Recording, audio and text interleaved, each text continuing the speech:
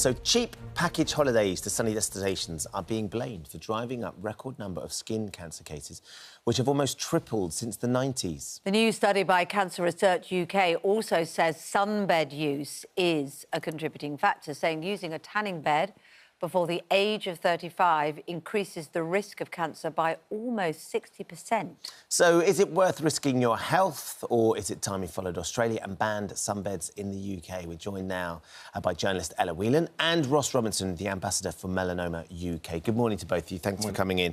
Ella, you have used sunbeds in the past? Yes, which is an embarrassing thing to admit as a redhead.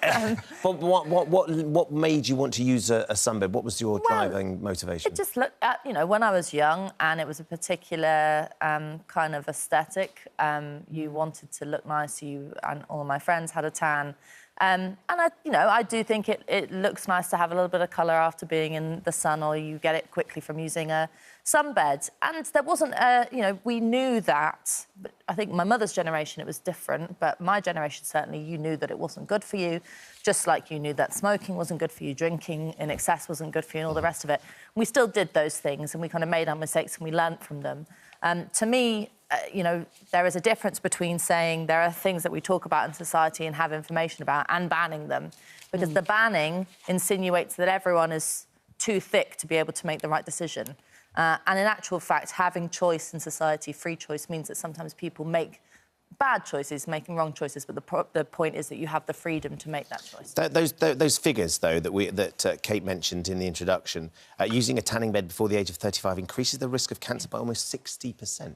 Yeah, well, I don't want to sit here and say that it's fine to use sunbeds.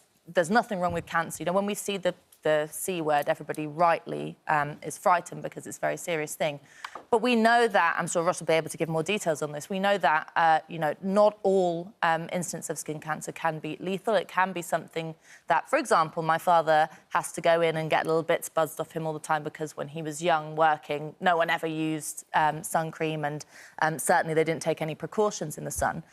So for him, it's an irritating but relatively benign, mundane thing that he has to get done. And so I think that there is an interesting conversation to be had about if we bend stick too far the other way. And I think at the moment, we're almost sort of talking about the sun as if it's this thing that we have to stay shaded from at all times. Never mind sunbeds, but that we have to, if you literally step outside your front door without sunscreen, you're going to, I don't know, drop dead at 55. And I think probably, whether it's in relation to the benefits of vitamin D or anything else, we could have a bit more of a nuanced discussion about this. Right, so do you think that there's a point there, that banning them is going too far, it's too ridiculous, the risk of skin cancer isn't always fatal, and actually people have the right to make a choice? I think, just from my own perspective, I have used sunbeds myself, and I don't think that people are thick, and that's why we are looking to ban the sunbeds. They are dangerous. I think when we're younger, we think that we're invincible. There's a lot of young people. There's nearly 62,000 young people in the UK alone using sunbeds who don't have the education. Under the age of 18, you think you're going to live forever. I did myself. I used sunbeds from an early age. I now have a lesion on my back that has to get monitored once a year. Yes, and I was right, it might not be fatal, but it can turn fatal. And I'm a clinician myself, I'm a podiatrist by background. I've had patients that have had acral litigious melanoma, which is in the most extremities of their body. It's what killed Bob Marley. And we need to have this collegiate discussion between one another. I also think, in the lieu of banning and getting to the point of banning, cigarettes, you said about cigarette smoking being dangerous for us, but cigarettes have images on the packaging. If I go into a sunbed salon, I see a beautiful woman, a beautiful man, they've got this amazing body, and a tan's healthy. We should be actually showing the health risks. Do we know that? And you can't probably blame the salons for that. They're advertising their wares that they believe in the best way they know how.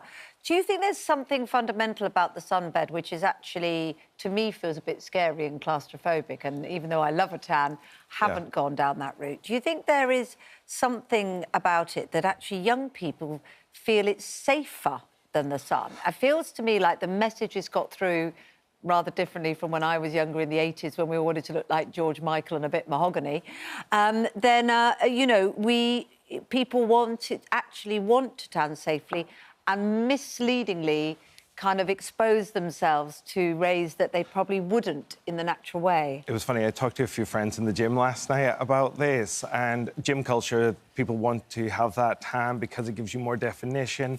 And one of my friends, I asked him, why do you get a tan? And he was saying, oh, I go for my tanning because I needed in a tanning bed to get a base tan before I go on holiday. And there's no scientific evidence to that. A tan is your body's reaction. Your skin's your largest organ on your body. And a tan is your body's reaction to being attacked by UV. And it's damage to your cells. It's your body trying to protect yourself against damage. So there's nothing healthy about a tan. Yes, we need to be exposed to moderate amounts of sunlight, but as Ellie said, we need to have this discussion so we can actually talk about what education needs to be put in place with the NHS to actually do healthy sun advertisements. There's quite a lot, Ella, there's quite a lot of people getting in touch with us today who are all saying that they've used sunbeds and actually they've all ended up with a melanoma diagnosis. Em says, I was diagnosed with a melanoma 8 years ago. A friend had noticed a new mole. I was lucky. I used sunbeds every day for 2 years. I'm now the joke of everyone because I tell everyone to cover up and not get burned in the sun. Jackie says, I love getting a suntan, but this horrendous spot appeared on my back. It turned to be a basal cell carcinoma, which I'm sure, Ross, you'll understand. I paid the price for using sunbeds. They're dangerous. Lisa says, I used sunbeds for years, had a melanoma diagnosis last year. I mean, the evidence is pretty sort of tangible, isn't it? Certainly, if you're using it every day. I mean, it's extortionate to do that anyway. But my point is that it's a bit like, you know, I don't think we can compare sunbeds with cigarettes, by the way. But let's say if we were to say there are things that we enjoy doing, some of us, eating, you know, food that's bad for us in excess or things like that, that we know doing in moderation is different to doing all the time, excessively. And if you have... Really, it comes down to how we see our relationship with the state, with the government. I don't think it's a healthy relationship with the state that says that it needs to ban things in order to protect us. I think, in actual fact, whether it's, you know... By the way, I think the NHS hits us over the head with this... you know, to a great extent, I'm not sure more messaging is the right way to go, but to treat people like they have the ability and the intellect to make decisions about their lives and, you know, and follow the route that they want to go to. I think most people by now know that, at the very least, you're going to look like a handbag if you're using a, you know, later in life, if you're using a sunbed every day. But maybe that's something that, you know, maybe that's something that some people feel more relaxed about.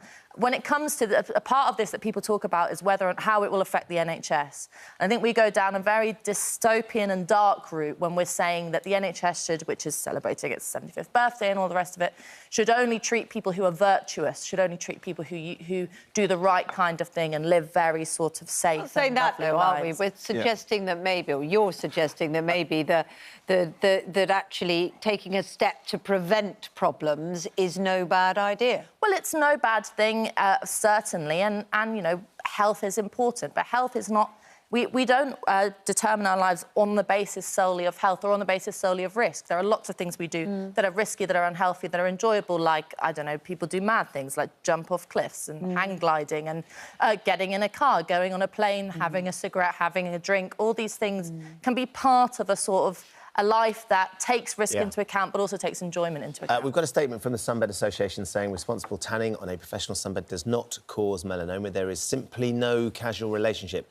Customers are screened by trained staff for any contraindications to tanning before being allowed to use a sunbed. It is overexposure to UV light and burning that can increase the risk, along with any genetic predisposition. What do you say about that? Disagree with that. So some of our members of Melanoma UK have been attacked and had threats for legal action for posting about the dangers of sunbeds. And that's their free right of speech. For me, I then thought I'll double-check. So one of our patients said that they had gone every day. So I went to a Sunbed Association tanning salon in November. I went on a Friday in my Melanoma UK top. I was not screened. I was not given eye protection. I then went under 48 hours, and then I went under 24 hours. So it's young staff. They don't... The protocols aren't as strict as they need to be. Yeah, and I think it's hard to police because you've got over 10,000 new salons coming. And going back to the point about the NHS, we talk about cost, but cost also is what's the cost on the clinicians that are looking after. We get attached to our patients and we go along those journeys as well with our patients. So it's not just a financial cost. There is a burden of wounds that is coming to the UK, and we need to actually think about it as a holistic approach. OK. We're going to have to leave it there. One message from Patricia said she uses the Sunbed, so it's the only way of dealing with her psoriasis because she doesn't want to take tablets. So it actually has a benefit from that regard.